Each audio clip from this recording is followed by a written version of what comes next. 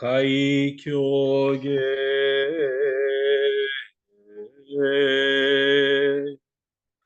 Mojo Jinjin Myoho Hyakusem Mangonam Sogu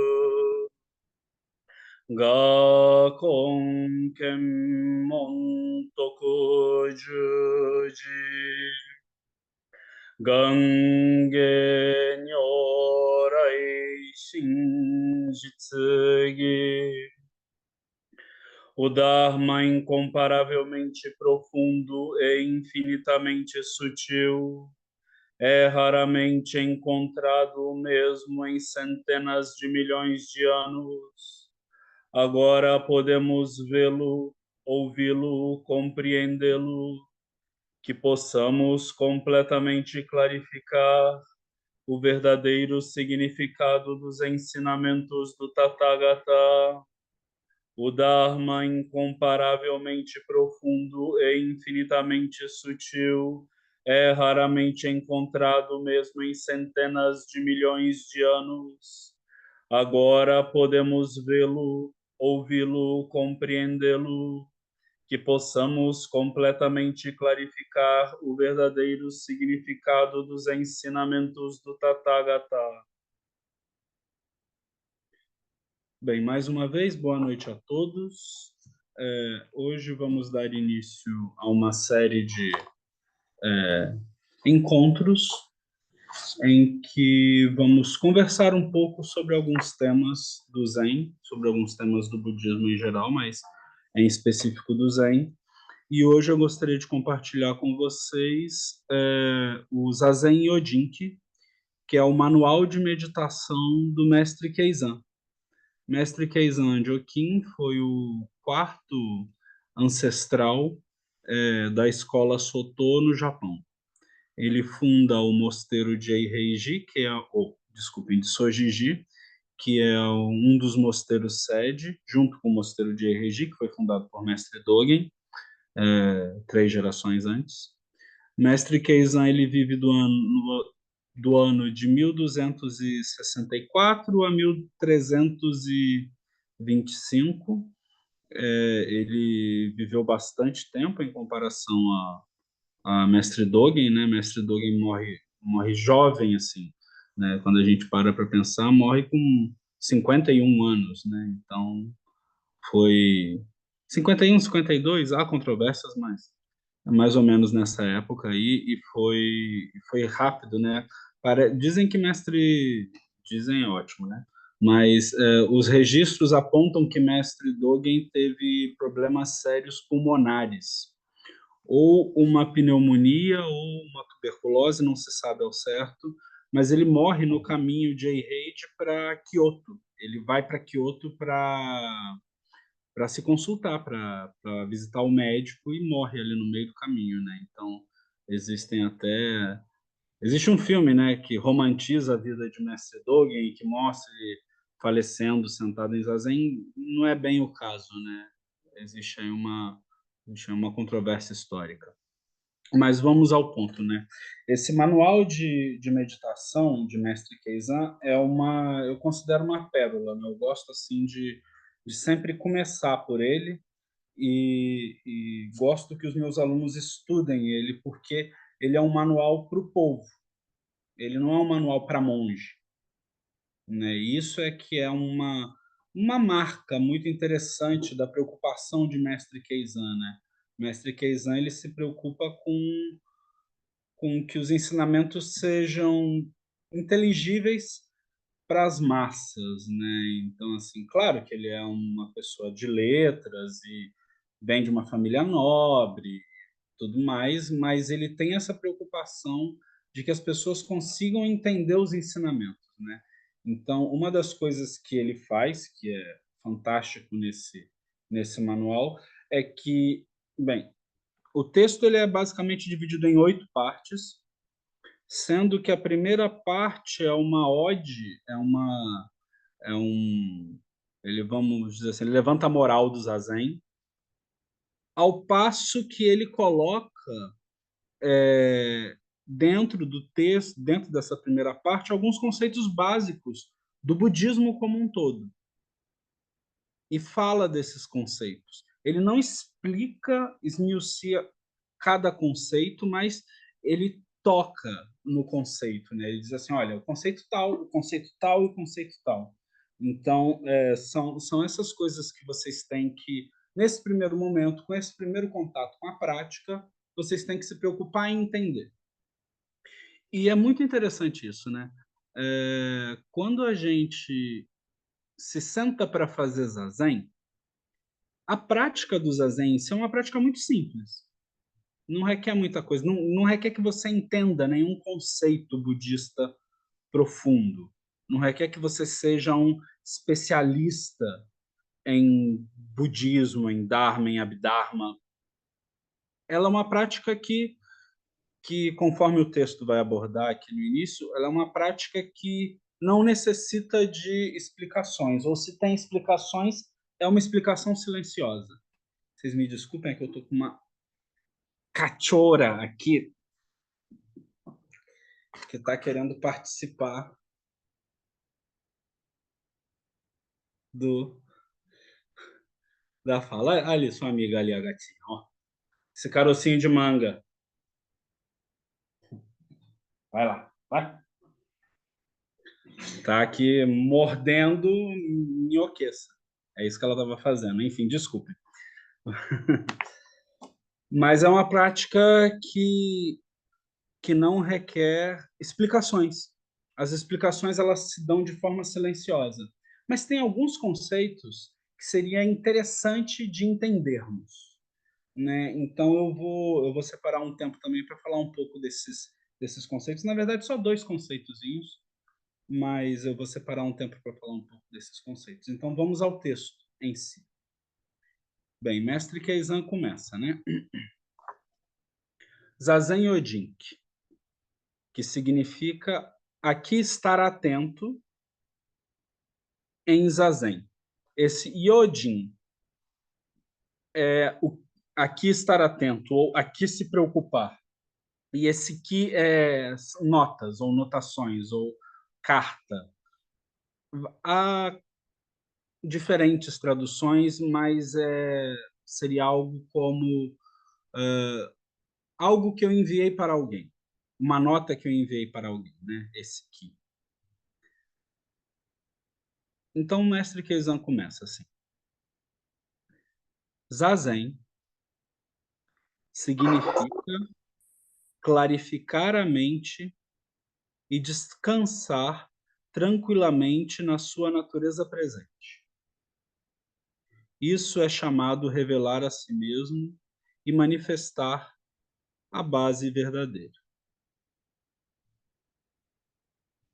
Esse texto, só para contextualizar, ele está no livro Zazen, a prática essencial ou uma prática essencial. É, ele é ele é ele é uma compilação de dois textos, né, de Koen Sensei, dos alunos de Koen Sensei, e essa tradução é deles, né, é dela, com a ajuda deles. Tá na página 93 do livro. É, quem puder adquirir o livro físico, o, o Buda Dharma agradece.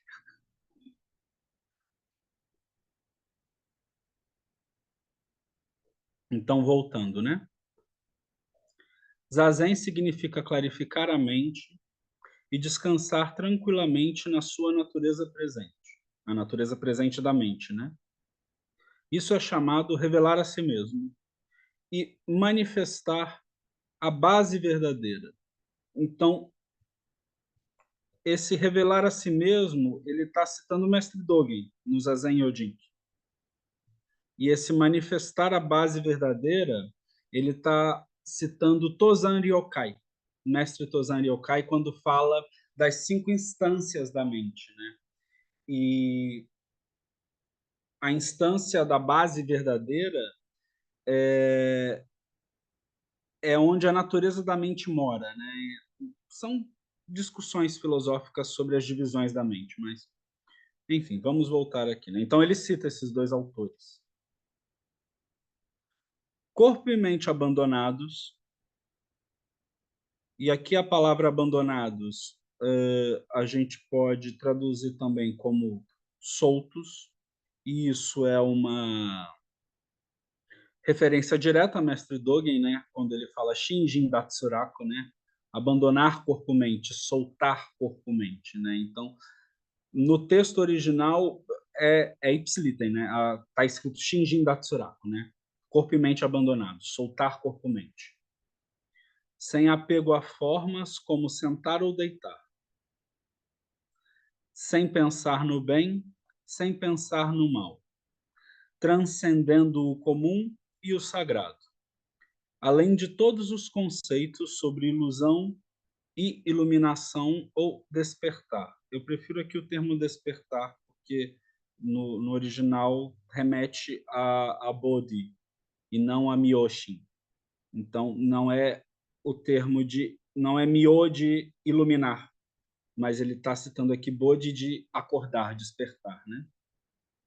Passando através das barreiras entre seres comuns e Budas. Sem fazer nada, deixe de lado todas as preocupações, desapegando-se de tudo. Não fabrique coisa alguma a partir dos 6 sentidos. Então, isso daqui é o básico do zazen. Sem fazer nada, sem nada a fazer. E isso a gente encontra no Shodoka, que é o canto do Satori imediato, que no início ele fala, né? Quem é aquele que se sentou tranquilamente sem nada a fazer, ou sem fazer nada, né? Então, é uma mestre Keizan aqui citando autores, ou fazendo um Ctrl-C, Ctrl-V de poemas e ensinamentos antigos. Mas aqui é claro que ele está citando o Shodoka, né? Sem fazer nada, ou seja, aquele que está tranquilo sem fazer nada, deixe de lado todas as preocupações, desapegando-se de tudo. Não fabrique coisa alguma a partir dos 6 sentidos. Então, tanto corpo, e aí os 5 sentidos, quanto mente, é, estão ali sem fazer coisa alguma. Você não precisa fabricar nada, você não precisa se preocupar com nada nesse momento, apenas esteja. E aí ele começa, né? Depois dessas pequenas dicas de Zazen, essas três principais, esses três primeiros, desculpem, parágrafos ou frases, ele começa, né? Quem é esse? Seu nome nunca foi conhecido. Não pode ser considerado corpo, não pode ser considerado mente. Tentando pensar sobre isso, o pensamento se esvai. Tentando falar sobre isso, as palavras somem. Como um bobo, como um tolo. Tão alto como uma montanha, tão profundo como o oceano, não mostra seu pico mais elevado, nem suas invisíveis profundezas. Brilha sem pensar. E aqui esse sem pensar, a gente pode trocar esse sem pela palavra mu, que é o que está no original. Então, esse mu, ele não é que não pense. Ele brilha para além. Esse mu remete ao conceito de para além do pensar e do não pensar. Então, não é exatamente brilha sem pensar. É brilha no para além do pensar e não pensar. Ou seja, para além dessa dualidade. Porque é disso que mestre Keizan está tratando aqui, né? Nesse ponto, né? Ele está perguntando quem é esse, né? Quem é esse que a gente chama de corpo? Quem é esse que a gente chama de mente? Não existe corpo-mente, mas existe alguma coisa que está para além do que pode ser nominado, do que pode ser classificado, do que pode ser colocado um rótulo, né? E aí esse brilha sem pensar, na verdade, é um brilha para além do pensar e do não pensar. E aí ele coloca a frase mais linda que ele já escreveu na história. Para mim é a frase que me marca profundamente. A fonte é clara em explicação silenciosa. Ou seja, essa fonte em que tem essa coisa que está para além do pensar e do não pensar, está para além do corpo-mente, ela é, ela é clara, ela é lúcida, ela é sem nenhum tipo de marca ou de sombra que tem a ver com a ignorância, e ela é assim em explicação silenciosa, então apenas está. E você não precisa usar palavras para rotular, você não precisa conceitualizar, porque ela está ali. Novamente, a fonte é clara em explicação silenciosa. Ocupando o céu e a terra, seu corpo se manifesta completo e só. Uma pessoa de incomensurável grandeza, como se estivesse completamente extinta, cujos olhos não se embaçam por nada, cujos pés não são suportados por nada.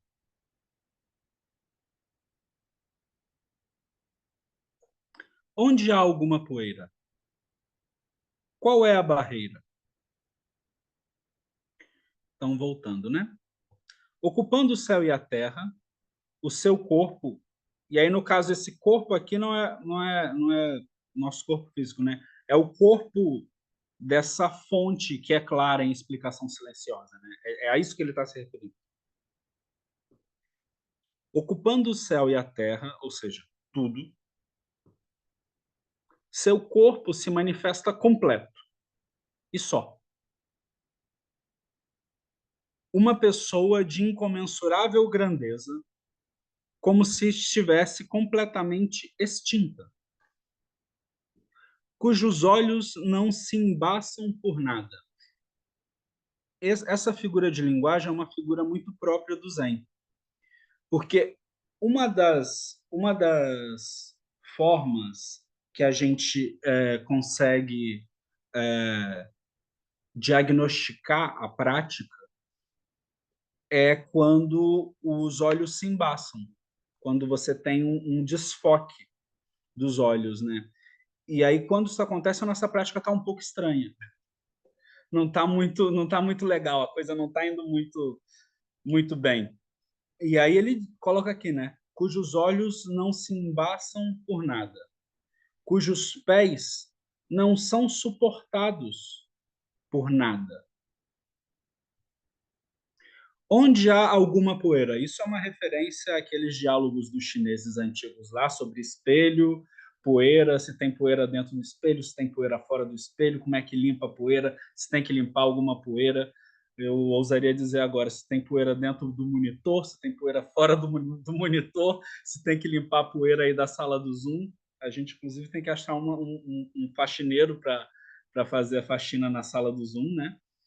Então, essa é a referência, né? Daqueles chineses antigos que ficaram séculos discutindo sobre poeira dentro do espelho, né? Onde há alguma poeira? Qual é a barreira? Água pura nunca teve frente nem costas. Espaço nunca terá dentro nem fora. Clara como cristal e naturalmente brilhante, antes de a forma e o vazio se separarem. Objetos e a mente em si não têm espaço para existirem. Ou seja, ele está aqui tentando usar figuras de linguagem para explicar lá aquela fonte que na verdade aqui eu, se fosse traduzir, colocaria a fonte com letra maiúscula, que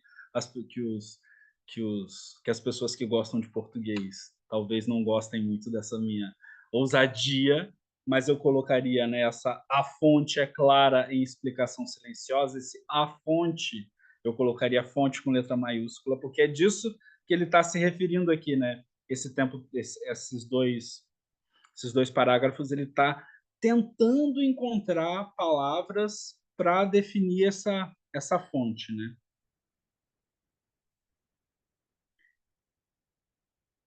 Sempre esteve conosco, mas nunca teve um nome.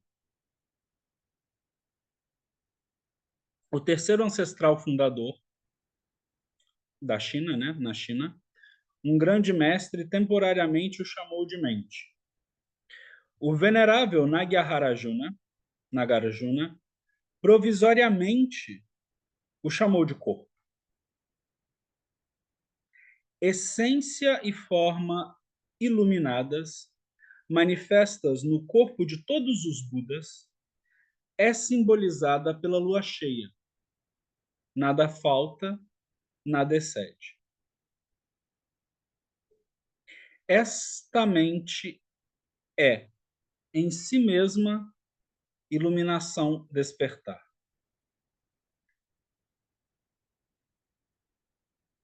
E no original tá o termo, o ideal seria traduzir como despertar. Porque mestre Keizan usa a palavra iluminação para outras coisas. Mas isso depois a gente pode ver com calma. Sua luz brilha através do passado e se irradia até o presente. Nagarjuna usou esse símbolo sutil para o samadhi de todos os Budas. Mas a mente é sem sinais, sem dualidade, embora formas possam diferir em aparência. Ou seja, de alguma forma, né, desculpa, eu usei a palavra forma aqui de forma equivocada, não era isso que eu queria usar. De algum jeito, digamos assim, a gente precisa usar conceitos para tentar defini-la. Mas qualquer conceito que a gente use macula essa ideia, porque ela não pode ser conceitualizada. É isso que o mestre Keizan está tentando trazer aqui de forma elegante nas suas palavras, né? Esta mente é em si mesma despertar. Sua luz brilha através do passado e se irradia até o presente. Nagarjuna usou esse símbolo sutil para o samadhi de todos os Budas. Mas a mente é sem sinais, sem dualidade, embora formas possam diferir em aparência. Apenas mente, apenas corpo. Não é questão de igualdade ou diferença. A mente se transforma em corpo, e quando o corpo surge, parecem separados. Quando uma onda se move, 10.000 ondas a seguem. No momento em que a discriminação mental surge, milhões de coisas vêm à tona.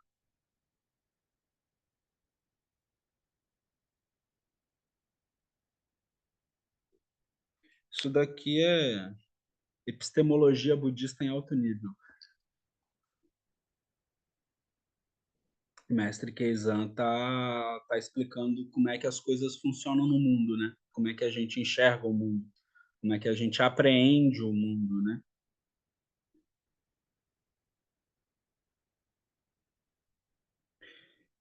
E aqui, nessa parte, ele está, de certa forma, citando Nagarjuna, né?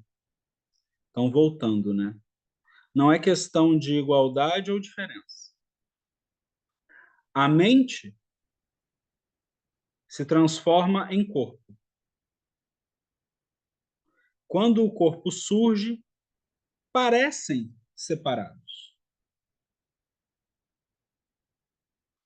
Isso é uma pegadinha budista. porque a gente pode lembrar do exemplo do carvão e da cinza, né? Então, a cinza ela vira cinza por causa do carvão. Elas parecem coisas diferentes,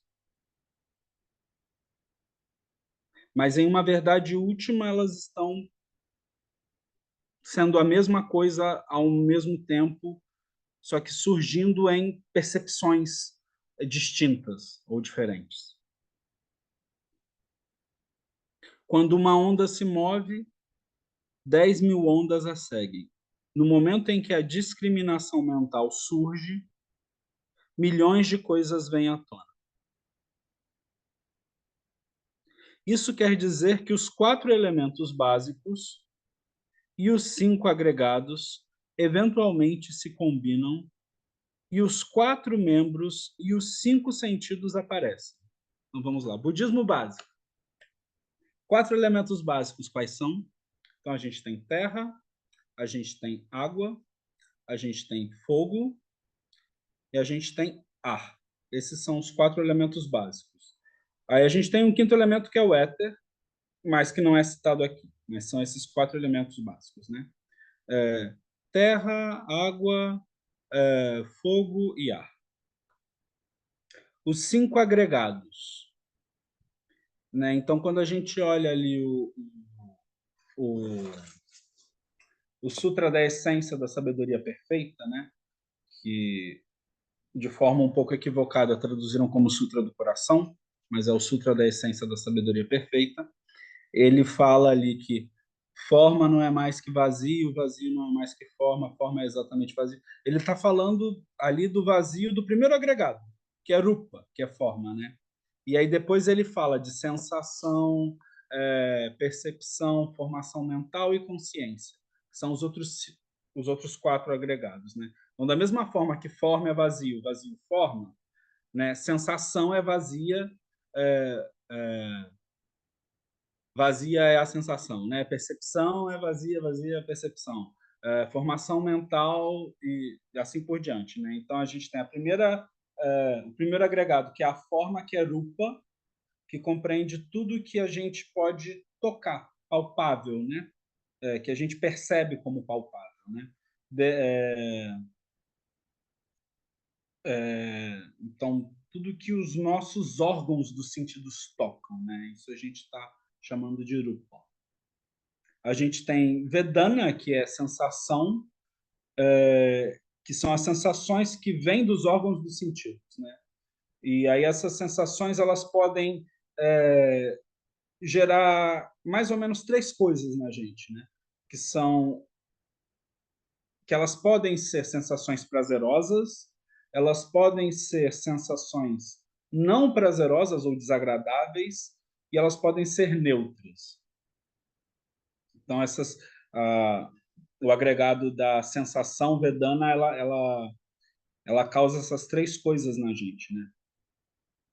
O terceiro agregado, que é a percepção, que é sanana, eu não sei se eu estou pronunciando o sânscrito certo, vocês me desculpem, meu sânscrito não é bom. Ou sanyanya,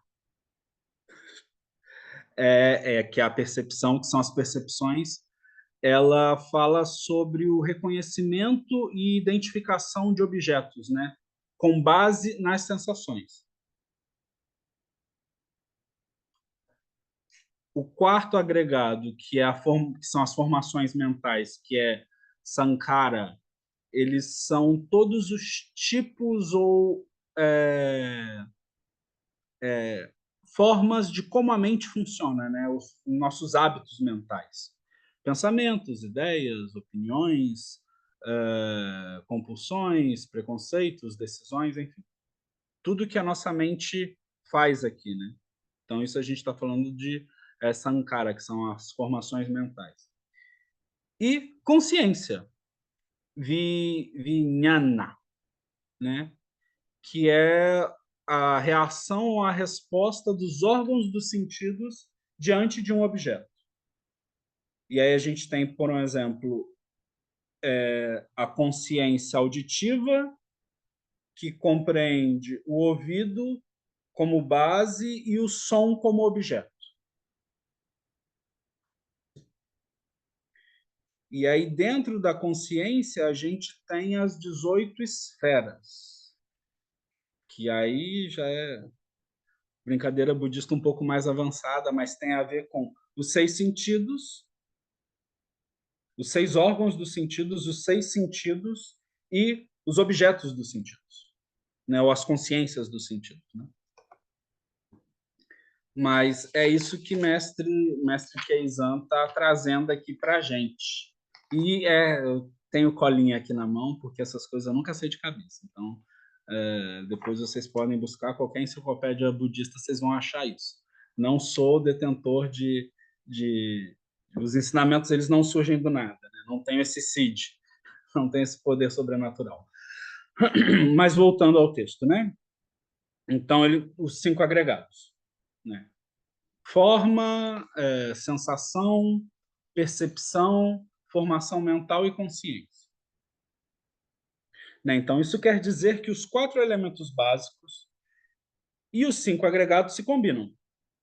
E os 4 membros e os 5 sentidos aparecem.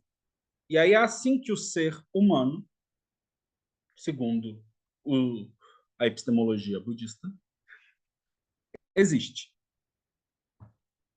Ou se percebe existindo, ou se percebe equivocadamente existindo.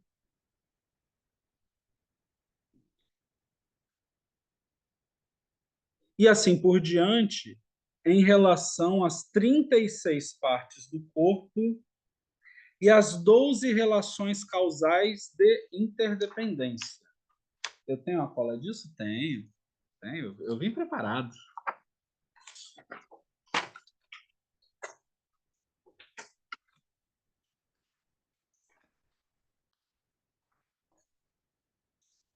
Vamos ver se eu acho, né? Mas tá em algum lugar. Ah, achei. Então, voltando, né? As 36 partes do corpo e as 12 relações causais de interdependência. E é interessante a gente ver isso num texto japonês do século, não sei, 13, 12, e observar que esses caras eles iam nas fontes indianas, né? Eles iam nas fontes de budismo tradicional. Não tem nada sendo inventado, não é nada novo, nada foi assim percebido do além e chegou ali para Mestre Keizan. Não, Mestre Keizan era um grande estudioso de budismo. Esses mestres zen, eles são grandes estudiosos e eles usam desses estudos para como meio hábil para transmitir os ensinamentos, mas eles sempre estão lá citando esses ensinamentos que tá lá desde a Índia, desde o nosso amigo Shakyamuni Buda, né? Então esses 12 essas 12 relações causais, né, são as relações da originação interdependente ou da originação dependente, né, que são os 12 nidanas. Então, o primeiro é a ignorância, o segundo são as formações, o primeiro é a ignorância, que é a vidya, né? O segundo é samskaras, que são as formações. O terceiro é vijnana, que é a consciência.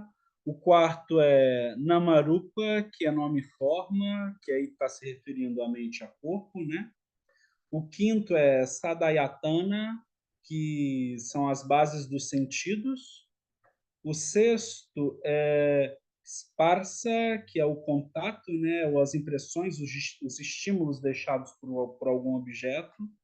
O sétimo é vedana, que é sensação, que algumas vezes é traduzida como algo desagradável, agradável ou neutro. O oitavo é trisna, que é desejo, né?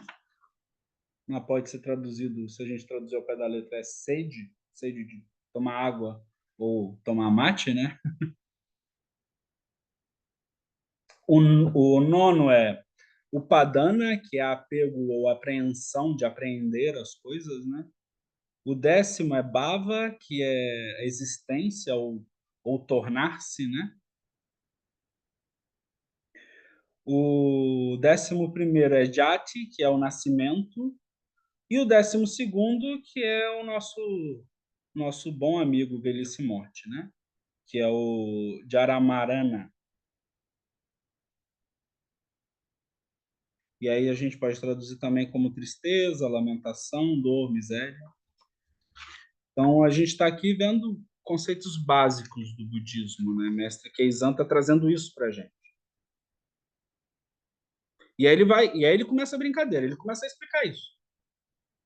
Quando a formação mental surge, desenvolve continuidade, mas ainda existe apenas em razão do agrupamento de miríades de fenômenos. Ou seja, ele deu uma resumida nesses conceitos que ele trouxe.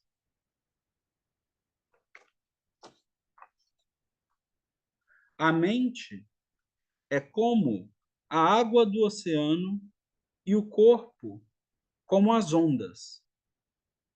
Só que a água do oceano e as ondas do oceano não são coisas diferentes. Estão apenas um pouco diferentes enquanto conceito, mas em essência a gente está aqui tratando, trabalhando a mesma coisa. Então, a mente é como a água do oceano e o corpo como as ondas. Não há ondas sem água e não há água sem ondas. Água e ondas não são separadas. Movimento e quietude não são diferentes. Disse, aí ele vai citar outra vez, o ser verdadeiro, indo e vindo, vivendo e morrendo, é o corpo indestrutível dos 4 elementos e dos 5 agregados. Então, ele acabou de dizer como que a gente percebe, apreende o mundo, como o mundo se manifesta para a gente, como a gente conceitualiza o mundo. Isso em 4, 5 parágrafos, ele deu uma aula básica de teoria do conhecimento budista, né? Como a gente compreende as coisas, né? Nossa boa e velha epistemologia, inventada há 700 anos atrás. Não, brincadeira. Que Bachelard não me ouça.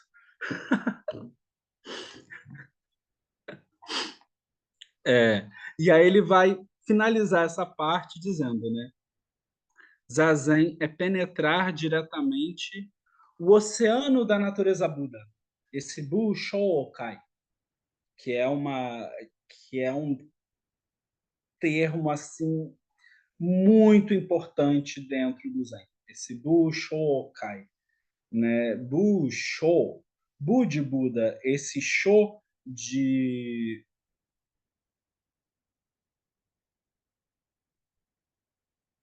eu não diria natureza, mas natureza é uma boa tradução. Mas esses Sho são seres. É um oceano de seres. É um oceano de e eu não diria só viventes, todos os seres. Porque quando a gente quer falar de, por exemplo, nascimento, a gente usa um termo que a gente, quando a gente olha lá o kanji, né, em japonês, né, a gente vê assim o kanji de novo, de sen, né, como sensei, né, de nascer, e esse sho de seres, né? Então é o surgimento de seres, surgimento de naturezas.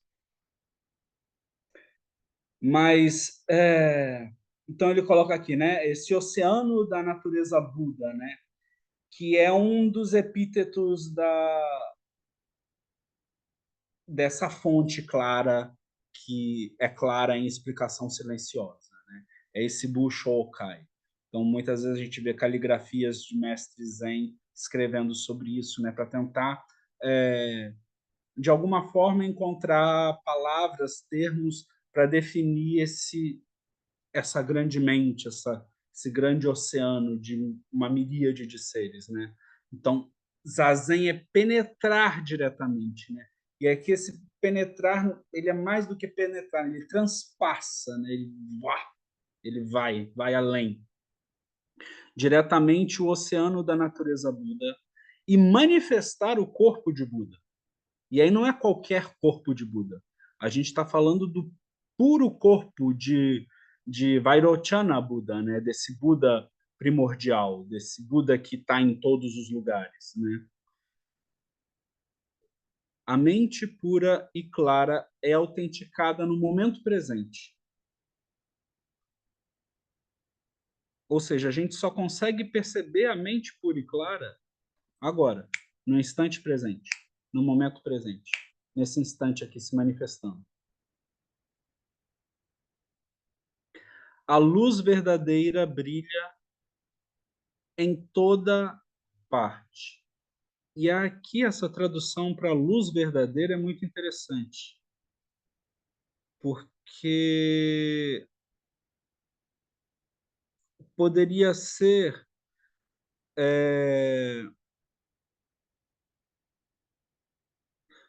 poderia ser luz é, mais do que verdadeiro, é assim, é porque a palavra verdadeira é boa para definir isso, mas é uma coisa que não é que não tenha dúvida, é uma coisa que está manifestada ali, que você não tem como ter dúvida de que aquilo é aquilo. Então, verdadeiro é bom, mas não é exatamente isso. É porque quando a gente vai olhar no original, aqui ele está, quando ele fala luz verdadeira, ele está se referindo ao Buda Vairochana, quando ele Shinjin Pashin Biru Shanofu. Esse Shinjin, ele tem a ver com corpo verdadeiro. Esse Shin é de verdadeiro, Shinjin, né? É verdadeiro corpo ou corpo original desse Vairochana, desse Vairocana Buda, né? Shinjin Pashin, sem dúvida, sem, sem nenhum tipo de, de dúvida mesmo, né? Faltando aqui termo em português, se manifesta esse Vairochana Buda, né? Então, Shinjin Pashin Virushanofu. Esse Shinjin, esse corpo verdadeiro que manifesta a verdade, é esse termo que o mestre Keizan usa aqui para linkar Vairochana Buda, dizendo que esse corpo verdadeiro ele assume uma atividade. Ou seja, ele assume essa luz desse corpo verdadeiro, assume a atividade de brilhar. E ela só pode brilhar em toda parte. Então, por isso que ele coloca esse termo aqui, né? Então, voltando aqui. A mente pura e clara é autenticada no momento presente. E a luz verdadeira brilha em toda parte. O oceano, e é que é o Shokai, né, esse oceano da natureza Buda, não aumenta nem diminui. E as ondas nunca cessam, nunca param.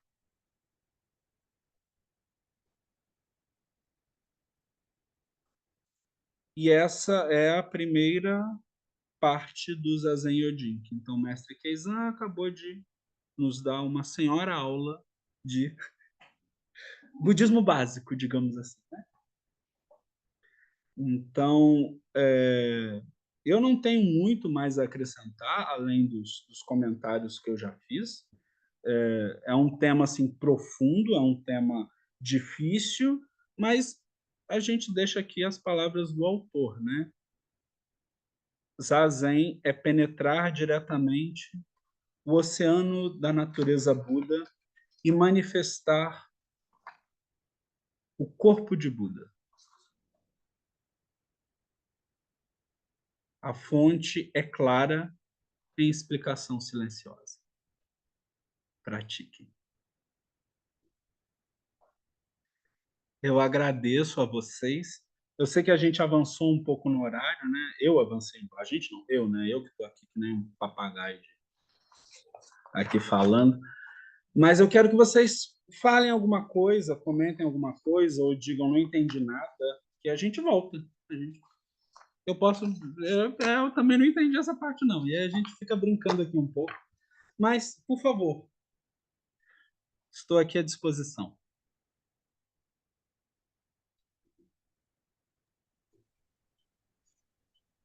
Obrigado por trazer de volta a prática aqui. Eu sinto muita falta, inclusive, daqueles tempos que a gente fazia zazen. Mas Para quem não. Deixa eu só contextualizar esse povo, né? Para quem não sabe, o Ken Iriô, ele foi meu primeiro aluno, né? Quando eu ainda morava no Rio de Janeiro, aí a Márcia vai reclamar que ela que foi a primeira aluna, mas aí vai dar uns problemas aqui danado. Mas deixa eu contextualizar. Quando a gente morava no Rio, Reconheci, você era recém-ordenado. Você nem monge era de verdade. eu ainda não sou. Há Começamos a controvérsia. brigar, nós começamos a brigar naquela época. Eu ainda não sou monge de verdade. Há O controvérsia. Kiriô nem tinha Inclusive, aparecido na sua vida que a gente já estava brigando. inclusive, dizem que eu passei 9 anos no Japão num spa, então. Mas brincadeiras à parte, para contextualizar, nessas duas figuras aqui que se manifestaram, tanto o Kenryo quanto a Márcia, são meus alunos de muito tempo atrás, mas bota tempo atrás aí, quando eu estava ainda estudando a acupuntura, na Asbanto, que foi o colégio que eu estudei, que eu fiz acupuntura, que eu fiz a pós-graduação em acupuntura, me permitiram um espaço para fazer zazen lá. Eu nem monge era, realmente, nem monge era. Então, nesse espaço que eu fazia zazen, eu acho que segundas-feiras à noite lá, uma coisa assim, esse ser, Kenryo, me surge lá. Ah, ouvi falar do zazen, quero fazer zazen. Ah, então tá, chega aí. E o danado vinha, né? O pior de tudo é isso, é que ele vinha. Aí depois eu fui ordenado, monge. Aí depois disso, aí é que a Márcia fica pistola, mas aí depois disso eu conheci Lama Tartin pessoalmente. E quando eu conheci Lama Tartin pessoalmente, um grande mestre tibetano, eu conheci nesse mesmo dia a Márcia. E foi meu Foi primeiro essa dia com Lama Tarte também. E aí foi essa briga aí do início ao fim. Vocês estão vendo agora que está registrado para os anais da história do YouTube, provavelmente. Uma relação de amor e ódio profunda, oceânica. Oceânica. Mas aí é isso, o Kenryo, ele Kenryo, né? Ryo de Ryokai, né? Tozan Ryokai. E a Márcia é Ryoshin. Esse Ryo também é do mestre Ryokai, né? Então, um é a sabedoria do mestre Ryokai e o outro é o coração do mestre Ryokai. Se eles não sabiam o significado disso, ficaram sabendo agora. Mas eles são dessa época, de anos atrás. E aí eu fui para o Japão, abandonei eles. E, enfim, estamos aí. Mas eles ainda existem. Nunca me abandonou. A gente talvez falasse mais com você no Japão do que depois quando você voltou. Pronto, pronto. Estou dizendo. Mas, muito obrigado. A gente vai retomar as práticas aos poucos, né? Eu pretendo fazer mais práticas ao longo da semana, né? Talvez incorporar algum tipo de prática litúrgica. Eu ainda tô estudando, vendo também meus horários que vocês sabem que são meio estranhos, né? Mas a gente vai aos poucos. A gente vai aos poucos. Eu acabei te cortando, Kenrio. Por favor, conclua o que Não, vocês estavam falando. só agradecimento mesmo, porque faz falta, né? Esse empurrãozinho, né? Vamos colocar assim, para a gente praticar de fato os 30 minutos, não dar aquela cortadinha. Na Só, verdade são 40, né? Hoje eu dei hoje foi café com leite, eu mas sei na como é, verdade é 40. aqueles 30 minutinhos que são 5, né?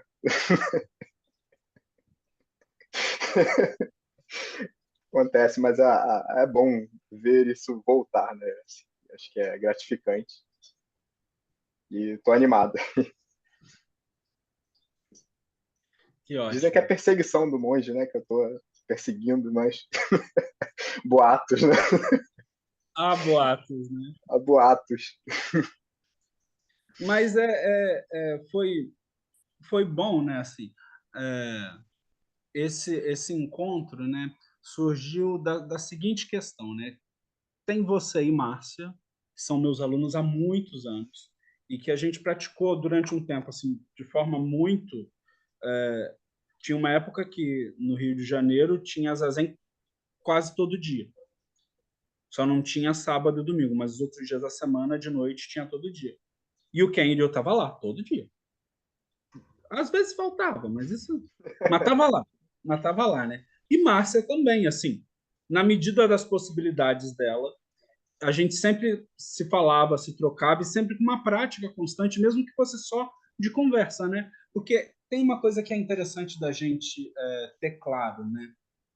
O Zazen, ele é a prática fundamental do Zen, mas ele não é a única prática. Ele não é a única prática. Então é importante a gente ter claro que para que a gente faz Zazen, né? Aí a gente volta ao nosso amigo mestre Keizan. Porque Zazen significa clarificar a mente e descansar tranquilamente na sua natureza presente.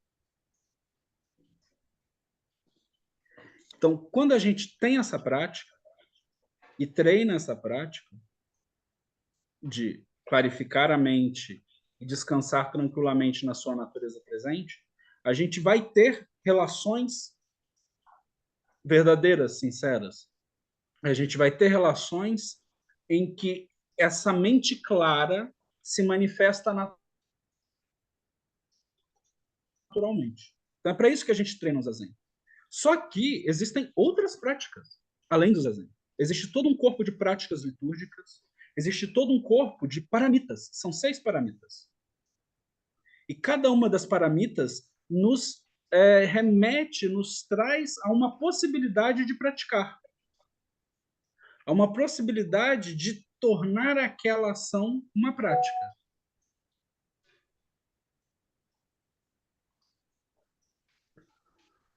E eu fui entrando falando sobre isso, e, enfim. Mas é isso, existem outras formas de prática, né? Então, assim, é importante a gente... Porque a gente tem que ter cuidado de não entrar num purismo de só o Zazen salva, né? Não é isso que a gente ensina aqui, não é só o Zazen. O Zazen é o nosso norte, é o nosso ponto principal. Só que a gente tem que ter claro que esse norte, esse ponto principal, ele é uma das várias possibilidades de prática. E claro que ele foi a manifestação da prática que Buda Shakyamuni realizou para despertar.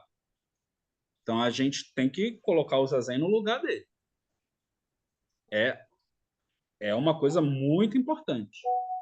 Só que, ao mesmo tempo, é também uma oportunidade de vermos que nós não podemos nos apegar a esse purismo de que só o Zazen salva, que não é isso, e ver que as várias possibilidades de ver essas miríades de formas se manifestando é que são digamos assim, o objetivo final. Se o Zazen ele é uma possibilidade de nos trazer ao momento presente, outras práticas também são possibilidades de nos trazerem ao momento presente e de fazer com que nós percebamos isso, né? Esse aparecimento de seres, né? Esse aparecimento de fenômenos, né? Esse manifestar do momento presente, né? Porque o que mestre Keizan explicou aqui agora, né? É como os fenômenos surgem e como nós percebemos esses fenômenos. E o Zazen é fundamental para isso. Só que não é a única forma. Isso é importante a gente deixar claro. E vamos lá, outras perguntas. Eu não sei como é que está o tempo de vocês, mas eu aqui ainda tenho algum tempo. Então, Boa noite. Eu tenho uma dúvida, né? Eu acho muito interessante esse início, né? Que o mestre Keizan vai trazendo conceitos, meio como se ele quisesse reunir toda uma ancestralidade conceitual num só lugar para começar a explicar, né? E tem um desses conceitos que me chama mais atenção, que é esse conceito de base verdadeira. Eu já vi um conceito e eu queria perguntar se é mais ou menos essa ideia. Eu vi um conceito semelhante utilizado pelos tibetanos, que eles chamam de base da mente, né? E na explicação eles jogam para cima um outro termo que é mente ordinária, como uma analogia a essa base da mente, que de certo modo me remete para os chineses também, porque eles também falam em determinados momentos de mente ordinária, né? A gente está, nesse caso, lidando com a mesma ideia exposta por duas tradições diferentes? acho que sim, não tenho certeza. Não sou especialista em budismo tibetano. A gente pode chamar o Lama Tartin para falar sobre isso em algum momento. Se você quiser contribuir com alguma coisa, Dai-Ho-san, por favor, nos ajude. Dai-Ho-san é um sensei, ele é um professor do Dharma, ele é um monge ordenado por Ishin Sensei, que recebeu a transmissão do Dharma de Ishin Sensei. Então, ele não entra aqui na classe de meus alunos, mas sim de professor convidado. Então, como professor convidado, se você quiser acrescentar alguma coisa, fique à vontade. Mas esse conceito tibetano eu conheço ele, mas eu tenho que ser honesto, eu não tenho a capacidade técnica para explicar ou falar sobre ele nesse momento. Eu precisaria estudar. Então eu peço desculpas, mas acho que estamos falando da mesma coisa. Acho. Dai Hossan, que é especialista em budismo tibetano, que viveu anos é, naquelas terras nevadas. Obrigado, Sensei, mas não, nem perto de especialista. Imagina se tu diz que não é nem monge, né? Imagina eu dizer que sou especialista em alguma coisa. Mas eu também me coloco na mesma posição, assim, não sei dizer exatamente se é o mesmo conceito Genpo-san, então posso até pesquisar, posso comparar os conceitos, né? Mas é um questionamento interessante. Sim, sim, eu achei um questionamento muito bom, mesmo, Wilson. Como eu te disse, eu não tenho certeza porque eu não tenho certeza, desculpem, desse conceito, no caso que você está colocando, qual é o conceito no original. Porque eu sou meio purista nesse aspecto, né? Eu tenho uma preocupação com o termo no original e como é que esse termo chega traduzido para a gente. Porque a gente tem problemas sérios de tradução. Problemas sérios. Existem excelentes traduções, mas existem traduções equivocadas. Então, eu não conseguiria chegar nesse ponto, né? Então, o que a gente pode ver, Genpo, você anota seu deverzinho de casa. Você anota, olha qual é o conceito que você está traçando esse paralelo e a gente pode trabalhar isso nas próximas aulas. Você me manda em off. Eu tiro a dúvida com os universitários, ligo para a Lamatarte, perturbo ele. Ele daqui a pouco ele está se preparando para ir para a Índia e para o Índia, Nepal, Tibete. Ele vai fazer Ficar retiro, lá, né? vai com um grupo e tal. Aí antes Voltar, dele não. ir, eu converso com ele. Ô, Chuen, se lembra uma época que você mandou que um acadêmico queimasse seus livros? Ah, Uma das grandes brigas monumentais e inesquecíveis. Ele teve a audácia de dizer para um acadêmico queimar seus livros. para Naquela quem não. época, Vamos abrir um parênteses para explicar. Márcia tem pós-doutorado em física, professora universitária de carreira, catedrática, deu aula não sei, na UF, eu acho, não Sou sei, professora da UF ainda, no professora da mestrado. UF ainda, enfim, é isso, né? Então, é com essa gentinha que a gente está lidando, com todo respeito, né? A gente tem aqui o Dai Rossan, que também tem doutorado, pós-doutorado, não sei mais o que, aonde. Então, esses universitários. Vamos lá. Sem contar Choshin-san e Eko-san, que também são doutores e por aí vai. Na Vai. época, a gente estava vendo, eu me lembro de alguma coisa, se não me engano, Nankai Norbu, alguma coisa falando na verdadeira natureza da mente, e tinha mente ordinária, e ele fazia uma distinção entre essas duas mentes. Tinha alguma coisa assim, sabe? Na hora que você estava falando, eu vi tudo aquilo que eu estudei durante aqueles anos todos que você mandou parar, e eu simplesmente desliguei e parei. Burra! Parei! Entendeu? Mas quando você começou a ler, eu senti o Shúnia aqui do meu lado, tá? Ele conversando comigo exatamente tudo aquilo que a gente conversava na época. E tinha uma distinção entre a verdadeira natureza da mente e a mente ordinária. Uma está ligada à clara luz, tem um treco assim. É porque vocês querem spoiler, né? Mas tudo bem.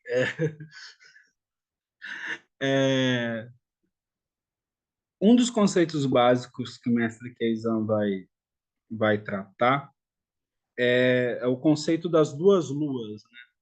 E isso é algo importante, o conceito das duas luas, né? Se a lua que está no céu é a lua verdadeira ou se a lua que é refletida no lago é a lua verdadeira, né? Esse é um ponto, né? E aí, quando ele trata disso, ele trata das duas verdades, né? Das duas verdades, como a verdade absoluta e a verdade relativa, né? Então a gente está meio que andando por essa senda, mas é um pouco mais complexo que isso. Vocês nos comentários vocês estão escrevendo algumas coisas e é isso, são esses conceitos que a gente tá falando, né? É isso. Só que eu não sei se esses conceitos a gente consegue traçar um paralelo dentro da tradição Zen. Talvez academicamente a gente consiga, mas talvez as bases epistemológicas sejam diferentes. E aí é esse o ponto, né? Esse é o problema.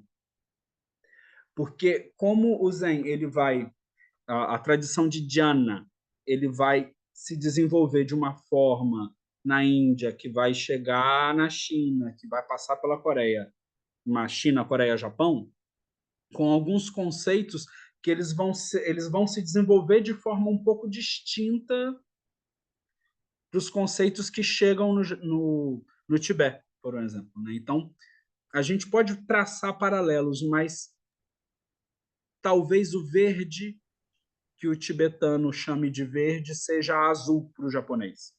Sim. Então a gente tem que ter esse cuidado, né? Porque A gente como o nosso trabalha muito saudoso nisso. Não, vai, desculpe. o nosso saudoso Ricardo Mário Gonçalves, né? Um dos grandes mestres do budismo acadêmico, principalmente no Brasil, ele dizia que não existe budismo, existem budismos. Então, como existem budismos, existem escolas filosóficas distintas.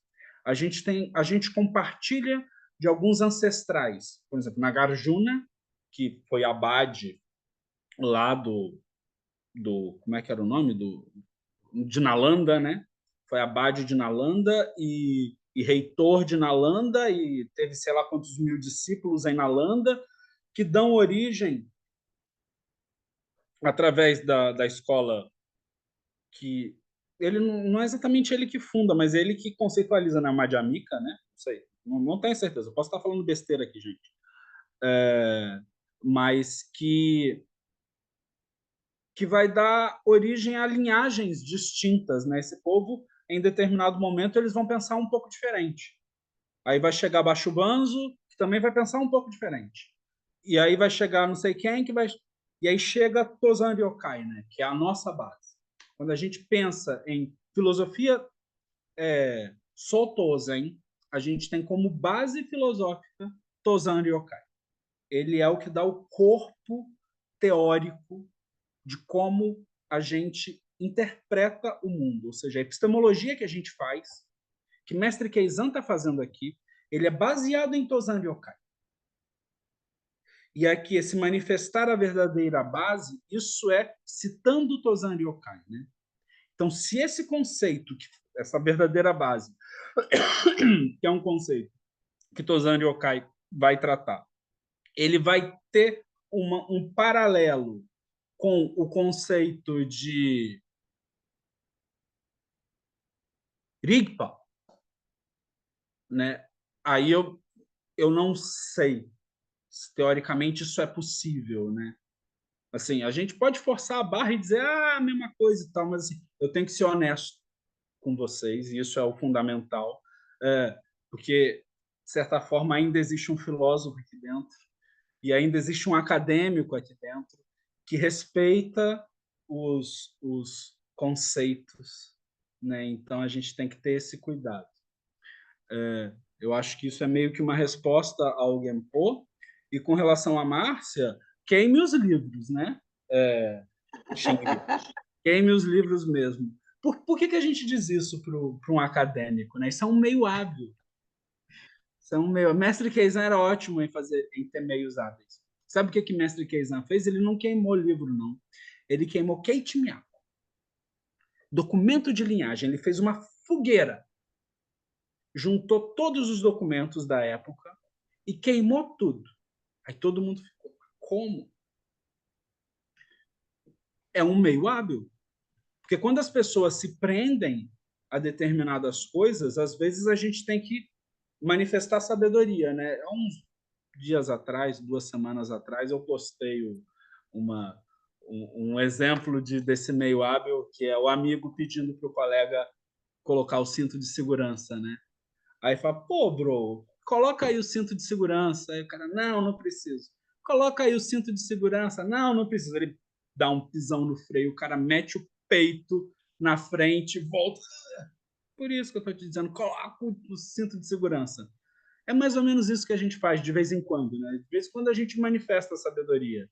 Não é sempre, eu sou do time da compaixão, eu sempre procuro tento, né, ao máximo, às vezes tenho algumas dificuldades de ser compassivo com os meus alunos, mas, mas de vez em quando a gente manifesta assim, sabedoria para dar uma coceirinha, né, fazer com que o aluno tenha uma coceirinha, né, assim, Confessa, você gosta de me provocar. provocar Confessa. não, torturar, mas isso é outra história. Exato, é a palavra certa. Mas o que você estava falando, Bruno, desculpe, gente, sensei, é porque a gente, fora de coisa, a gente tem uma intimidade No meio assim. mosteiro, só para constar, no mosteiro eu era chamado de Bruno-san, né? Porque eles chamam as pessoas pelo sobrenome lá, eles não chamam pelo nome do Dharma. E como o meu sobrenome é muito longo para ser pronunciado por um japonês, que é Baptista do Nascimento, então eles me chamavam de Bruno-san. Então, assim, só para esclarecer isso assim de uma vez por todas, vocês podem me chamar de Bruno, vocês podem me chamar de Shoei, vocês podem me chamar de sensei, mas eu tenho ressalvas com relação a esse termo. Eu posso ser chamado de sensei no âmbito de que eu sou um professor. Não um professor do Dharma, eu sou um professor. Eu tenho licenciatura em filosofia, além de bacharelado, mestrado e blá blá blá. Então eu sou professor. Por ser professor, eu posso ser chamado de sensei, mas não é porque eu sou um professor do Dharma. Porque este termo, desculpem, este termo no Japão não é usado. Não chamamos professores do Dharma de sensei no Japão. Então, só para constar, né? Vocês podem me chamar de Hojo, que significa abade. Eu sou abade do templo de Itakuonji, então vocês podem me chamar de Hojo-san. Vocês podem me chamar de Shoei-san, que é Shoei, o meu nome do Dharma. Vocês podem me chamar de Shoei Roshi. Eu não gosto do título, mas o título existe. Então, se vocês quiserem usar, usem, mas não é necessário, não faço questão nenhuma. Então, só para deixar esse ponto esclarecido. Então, chamem como eu estiver me manifestando na hora. Se vocês encontrarem um Shoei sendo manifesto ali na hora, chamem de Shoei. Se vocês encontrarem um Bruno, chamem de Bruno. Se vocês encontrarem um Eipsil, chamem de Eipsil. Mas voltando, na realidade, aquilo que você falou dos diversos budismos é porque partem de metafísicas diferentes. E se a gente tentar unificar isso, a gente vai dar um nó que vai ser sabe, vai ficar uma colcha de retalho. Então, mas aí a gente entra num ponto complicado, porque O Dharma é um só, né? eu não sei se são metafísicas diferentes. Talvez sejam epistemologias diferentes. Mas aí a gente entra numa questão de conceitos, que um dia a gente pode sentar de forma acadêmica para falar ou discutir sobre isso. Então, assim, o que não falta aqui nessa sala são acadêmicos, né? Então, temos várias possibilidades e oportunidades de sentar e conversar e falar sobre isso. Vários conceitos. Então, assim, são conceitos. Eu não sei se exatamente são metafísicas diferentes, porque talvez seja uma única metafísica sendo vista e discutida ou conversada de forma distinta. Então eu não tenho essa certeza, né? Assim, não sei se são metafísicas diferentes, né? Porque a gente tem que primeiro destrinchar o conceito metafísica. E aí, a partir do momento que a gente consegue destrinchar o conceito metafísica, aplicar esse conceito para esses conceitos budistas tradicionais. E aí, até que ponto isso é metafísica? Até que ponto, dentro das nossas interpretações acadêmicas, nós encontramos diferenças? Por um exemplo, eu usei aqui o termo epistemologia para falar sobre teoria do conhecimento, que é como teoria do conhecimento enquanto nós conhecemos o mundo, né? Então, eu estou usando um termo que não existia na época de Keizan e muito menos na época de Tozan Ryokai, que está na época de Buda Shakyamuni. Mas quando a gente olha, atualiza esses ensinamentos e olha com os conceitos que a gente cunhou dentro da nossa pós-modernidade, contemporaneidade, ou seja lá o que vocês quiserem dizer que é esse tempo de agora, a gente pode aplicar o conceito de epistemologia, ou seja, conhecer ou estudar como nós interpretamos ou conhecemos o conhecimento, ou seja, como conhecemos as coisas, e dizer que isso é a base da filosofia budista. A filosofia budista está tratando basicamente de epistemologia, de como interpretamos e conhecemos os fenômenos do mundo. E isso, assim, é um filósofo falando com vocês agora. E aí, como é que a gente pega esses termos epistemológicos atuais e traça um paralelo com os termos budistas antigos? Isso é possível, é possível. Mas aí a gente tem que... Aí vem o meu purismo, entre aspas, né? Aí a gente tem que olhar os termos no original. E o que aqueles conceitos no original e qual é a base de fundo cultural que o original estão propondo e trazer eles aqui e clarificar não só o conceito, a tradução do conceito, mas a base de fundo a qual aquele conceito está remetendo. Então, isso é um trabalho para vidas, né? É isso que faz o budismo sair da Índia para a China e demorar 200 anos traduzindo texto. Desculpem. Os sutras demoraram de 200 a 300 anos, dependendo do sutra, sendo traduzido. E a gente quer fazer isso em menos de 60 anos. Por quê? Por causa disso. Porque esses caras na China tiveram esse cuidado. Aí quando chega no Japão, a mesma coisa, 600 anos. O budismo chegou no Japão, no período Nara, mais ou menos no ano 500, 600. Mestre Dogen em 1200. E mesmo assim ainda tinha texto que não tinha chegado lá. Tinha conceito que não era trabalhado no Japão. Então, a gente está tratando aqui, olhando assim de forma histórica, escolas várias, com epistemologias distintas, mas talvez, a minha interpretação, a metafísica seja a mesma,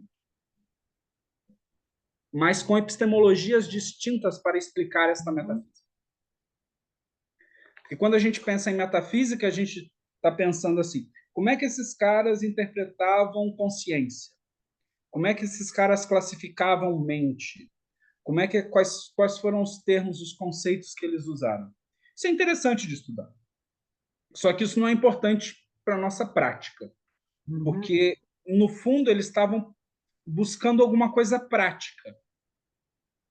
Né? Apesar de entender que existem várias consciências, existem várias formas de você interpretar as várias consciências, as várias esferas de conhecimento, a gente quer uma coisa prática, né? Como é que a gente pega todo esse corpo teórico e transforma de forma prática para as pessoas terem três coisas, né? Elas têm que desenvolver três coisas: sabedoria, conduta ética e concentração. Prajna, Sila e Samadhi. Essas são as três bases do budismo prático. E essas três bases, elas são expressas no caminho óctuplo. Então, o caminho de 8 vias, ele pode ser dividido em 3.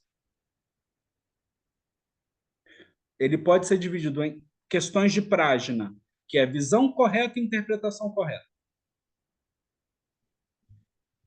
Questões de sila, né, de conduta ética, que é fala correta, ação correta, viver, modo de vida correto. E a gente pode ver a questão da prajna, do samadhi, né, que é a concentração, que aí a gente vai ter esforço correto, atenção correta e concentração correta. Mas eu gosto de classificar o esforço correto dentro de sila. Há controvérsias, mas eu gosto de colocar o esforço correto dentro da prática da ética. Tem gente que diz que é samadhi, eu prefiro dizer que é ética, mas isso é uma discussão que a gente pode desenvolver para daqui a algum tempo.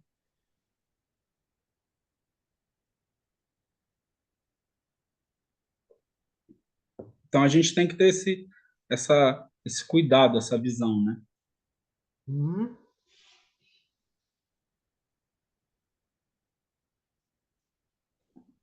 Perguntas, pô. Mais alguma coisa? Claro, alguma coisa que vocês queiram compartilhar, por favor, senão eu fico aqui papagaiando, né? Sabe o que eu gostaria depois? Se você botasse no grupo qual é o endereço que vai estar no YouTube. Ah, eu vou colocar. Porque eu gostaria de, no meio da semana, rever essa leitura de hoje. Eu Sabe, vou aquele colocar. negócio de você olhar com outra visão, com outra, sei lá. Depois que você ouviu tudo, reouvir. Sim, sim. Eu vou disponibilizar. Eu tinha criado um canal para Taekwondo, depois eu apaguei o canal, aí eu vou recriar o canal e aí esse texto vai ser upado lá e vai ficar disponível. Esse texto não, esse vídeo de hoje vai ser upado lá e vai ficar disponível para rever e para comentários futuros. Perfeito. Mais alguma questão?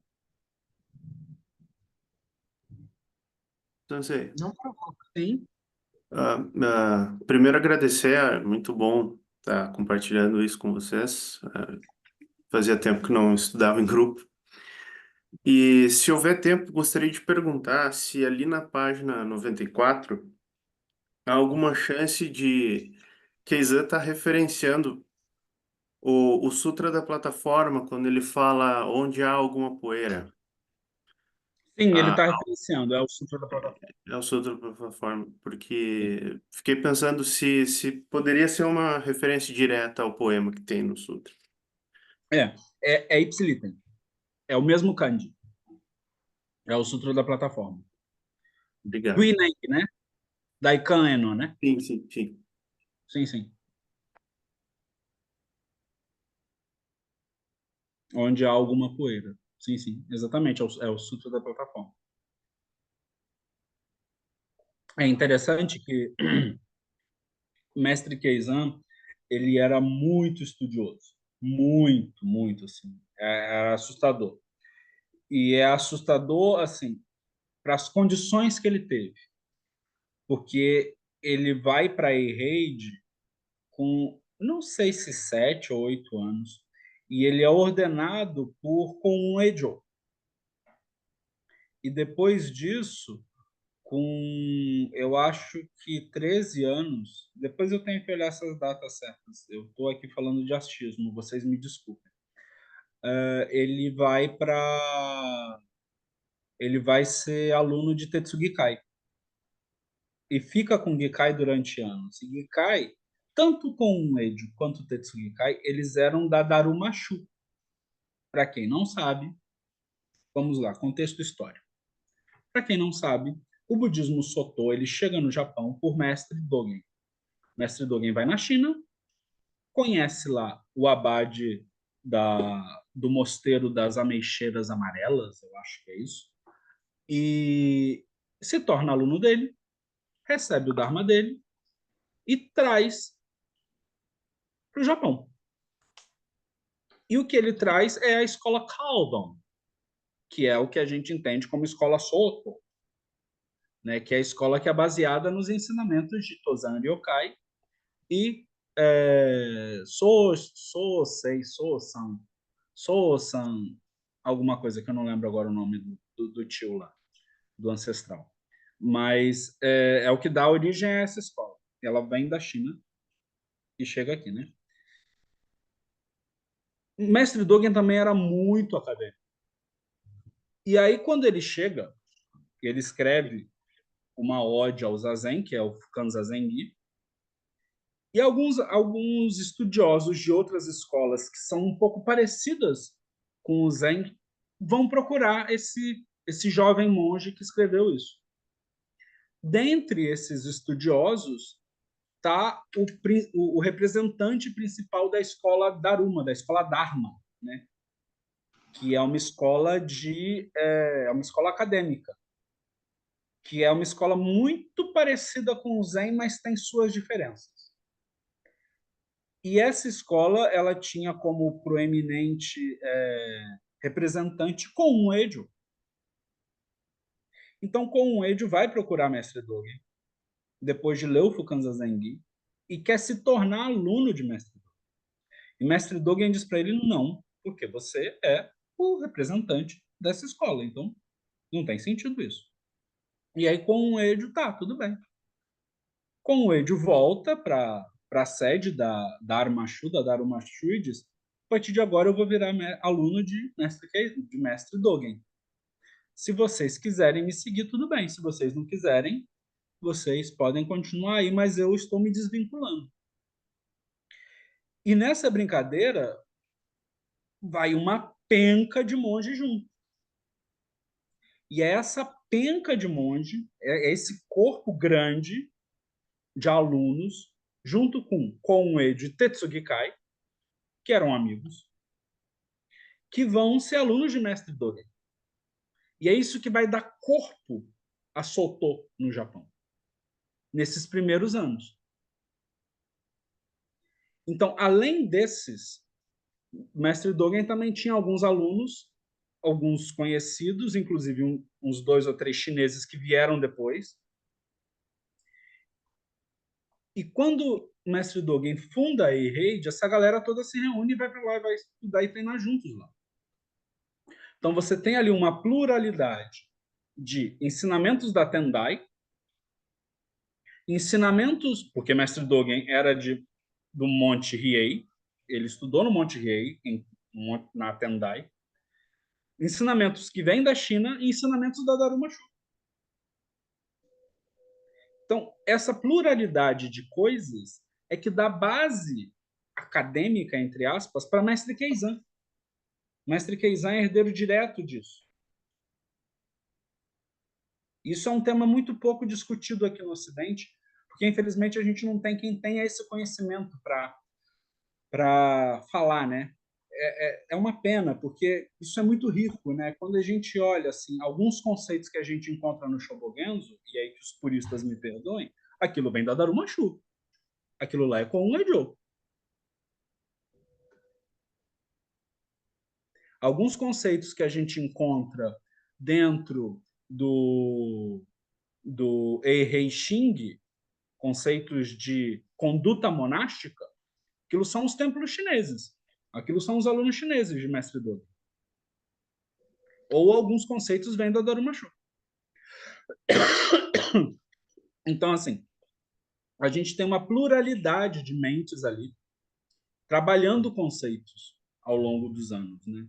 Então, quando a gente tem as primeiras edições do Shobogenzo, as primeiras edições do Denkoroku, as primeiras edições do Tokoki, né, que são os anais do mosteiro de Okodi, né, que foi onde o Mestre Keizan viveu durante muitos anos, né? Na verdade, foi a base dele, foi Okodi, né? Não foi Sojiji. Sojiji é uma coisa bem tardia, já no finalzinho da vida dele.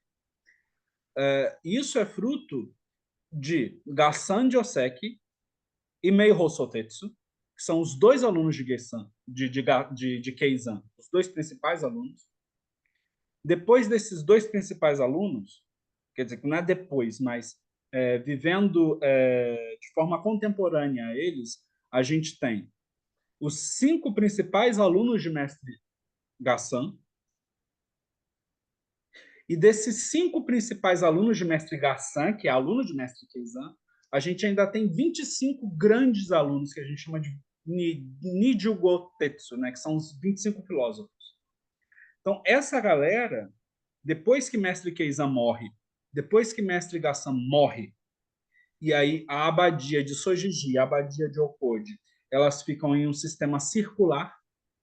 Então, o abade não é vitalício, ele fica X ano e muda, X ano e muda. Tanto é que o nome dos abades de Sojiji, eles não são, ele não diz que é Jushoku, que é abade, que é o termo para abade, né? É um outro termo que eu não lembro agora exatamente, mas é um outro termo para essa galera. Esse povo se reúne em Okodi e acontece um grande concílio. E nesse concílio, os termos técnicos são afinados, ajustados, né? E se não fosse graças a esses caras, esses 25 grandes filósofos, a gente não teria o que é a Soto hoje. Porque aí depois desses caras, a gente tem no meio da Idade Média, lá pelo ano de 1600, 1700, um sujeito chamado Manzan, que vai reformar toda a liturgia da Soto e trazer uma edição para o Shobogenzo. E aí depois então a gente tem, e aí a gente tem outras pessoas, outras figuras. Então a gente tem que ter um olhar histórico dentro dessas brincadeiras, né? Desses conceitos. Isso é importante a gente prestar atenção, né? Então Mestre Keizan, ele é um grande acadêmico, voltando, né? Por causa disso. Porque com o Ejo, Tetsugikai, que eram de outra escola, resolvem pegar toda essa galera dessa escola, levar para ser aluno de Mestre Dogen. E isso é que vai dar origem ao conflito da terceira geração, que aí é um outro tópico, um outro ponto que a gente pode discutir mais lá para frente, que é o problema que Tetsugikai enfrentou. Porque Tetsugikai queria, dentro da visão expansionista, expandir, levar o Dharma, difundir o Dharma para várias pessoas. Enquanto que pessoas com uma visão purista diziam que não era necessário. E aí o que acontece? Guien, que é um dos alunos chineses de Mestre Keizan, briga e cria 2 facções dentro de Eihei. E aí a facção de Tetsugikai é expulsa junto com Tetsugikai. Tetsugikai vai viajar, quando ele volta, você não é mais abade, não entra mais aqui. E Tetsugikai vai assumir um templo perto de Kamakura, que é Daijoji, né? E aí Mestre Keizan vai junto dentro dessa leva, né? E aí Tetsugikai manda Mestre Keizan para outro lugar, olha, vai fazer Fukyo, vai fazer serviço missionário, vai expandir o Dharma, vai falar com o povo, pega esse navio e vai. E foi o que Mestre Keizan fez. E dentro desse olhar de expansão dos ensinamentos, Mestre Keizan faz a mesma coisa. O Mestre Keizan vai ter Yokoji lá, no meio das montanhas. Desculpe. Só que depois ele funda Sojiji, numa cidade portuária. E coloca Gassan para tocar Sojiji. E volta para Yokoji.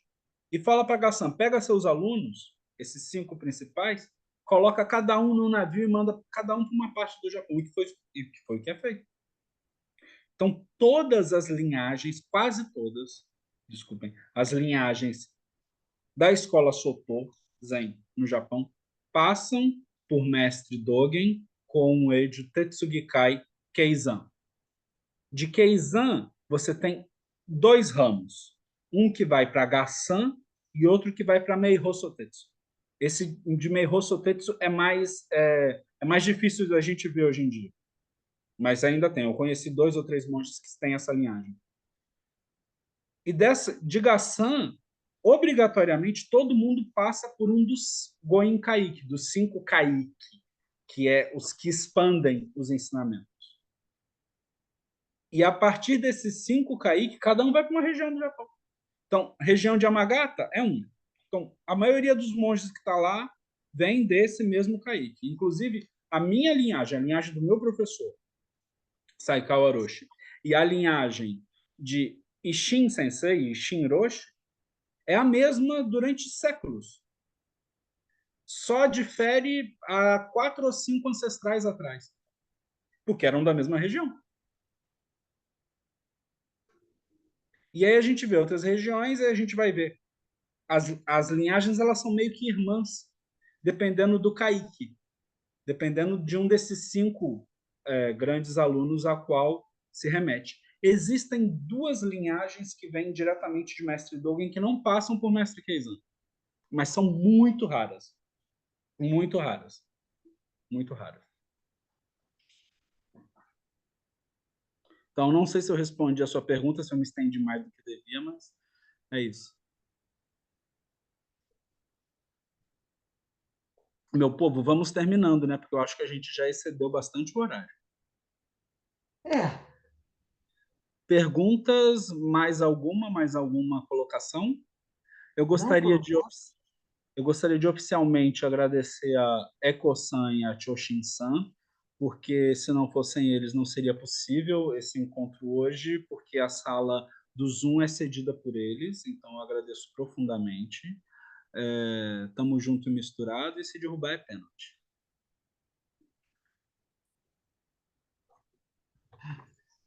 Então eu vou fazer a dedicação. Nega waku wa kono kudoku o motte yamaneku issai ni yoboshi warera to shujou to minatomo ni butsudo jozen koto. Que os méritos de nossa prática se estendam a todos os seres e que possamos todos juntos realizar o caminho de Buda. Oferecemos a todos os Budas através do espaço e do tempo.